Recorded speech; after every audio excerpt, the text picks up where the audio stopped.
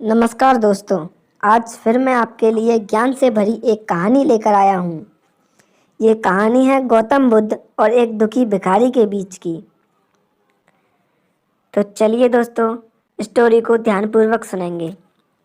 एक बार महात्मा बुद्ध एक गांव में अपने शिष्यों सहित घने पेड़ की छांव के नीचे बैठे थे।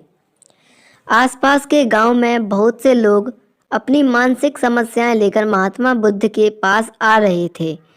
महात्मा बुद्ध उन सब की मानसिक परेशानियों का समाधान देते। सब लोग खुशी खुशी अपनी समस्याओं का समाधान पाकर वहां से लौट रहे थे। वहीं से कुछ दूर बैठा लोगों को बुद्ध के पास जाते देख एक दुखी भिखारी अपने भाग्य को कोसता हुआ यही सोचने लगा कि अभी कुछ देर पहले तो ये लोग दुखी मन से मुंह लटकाए उन महात्मा के पास गए थे और अब इतना खुश होकर कैसे वापस लौट रहे हैं। आखिर माजरा क्या है? जरा मैं भी जाकर देखूं कि वो महात्मा ऐसा कौन सा खजाना बांट रहा है इन लोगों को। वे इतने प्रसन्न हुए कि उनके चेहरे लाल हो गए हैं। जब वो दुखी भिखारी कुछ नजदीक गया तो उसने देखा कि ये महात्मा तो लोगों को प्रवचन देकर लोगों के दुख का निवारण कर रहे हैं। यह देखकर भिखारी के मन में भी तीव्र इच्छा हुई कि क्यों ना मैं भी इन महात्मा को अपना दुख बताऊं। मुझे भी अपने दुख का समाधान अवश्य मिलेगा। बस फिर क्या था, समाधान पाने की लालसा एक भिखारी महात्मा बुद्ध के सामने पहुंचा और हाथ जोड़कर प्रणाम करते हुए बोला, हे महात्मा बुद्ध, मैं भी लोगों की मदद करना चाहता हूँ। मुझे कुछ लोगों की मदद करने की बहुत इच्छा है, लेकिन मैं कैसे मदद कर सकता हूँ?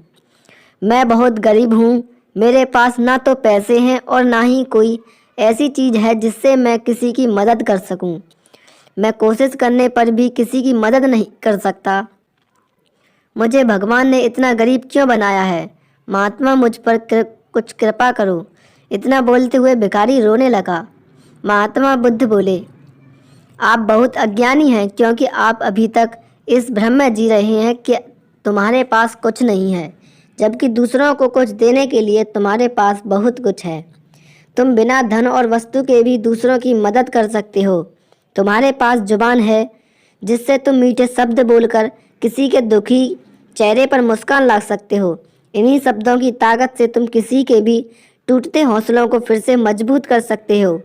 इन शब्दों की शक्ति से आप किसी के भी मन में सकारात्मक विचारधारा के बीज बो सकते हैं और उसे गलत रास्ते पर जाने से रोक सकते हैं।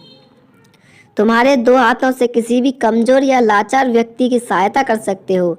आपके दो आंखें किसी अंधे को रास्ता दिखा सकते हैं। तुम किसी के लिए दुआ कर सकते हो। यह हो सकता है कि उनके बुरे काम में फिर से हो जाए। आप किसी के अच्छे स्वास्थ्य की कामना कर सकते हैं, लेकिन अज्ञानतावश तुम अब तक इस बात को समझ नहीं पाए और इस भ्रम में अब तक जीते रहे कि तुम्हारे पास मदद करने के लिए कुछ नहीं है। किसी की मदद करने के लिए धन और वस्तु का होना अनिवार्य नहीं है। बिना धन और वस्तु के भी हम कई प्रकार से लोगों की मदद कर सकते हैं। महात्मा बुद्ध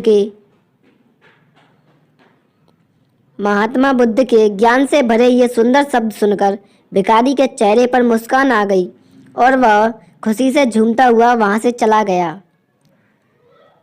इस महात्मा बुद्ध से हमने क्या सीखा? दोस्तों, महात्मा बुद्ध की इन बातों से हमें बहुत कुछ सीखने को मिला है।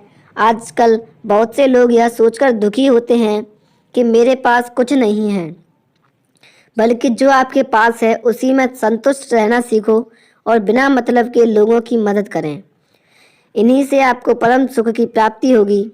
तो दोस्तों, यह महात्मा बुद्ध की स्टोरी आपको कैसी लगी, यह आप कमेंट बॉक्स में ज़रूर बताएं।